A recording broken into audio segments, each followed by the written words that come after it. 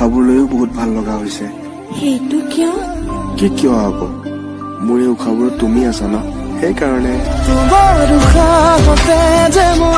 মৰম দি থাকিলে চেনেহ দি থাকিলে থাকিম টোপনি পৰা ঘৰতে। উশাহ খচি দিম মজিয়া মুচি দিম মৰি যাম পানী লগা জ্বৰত।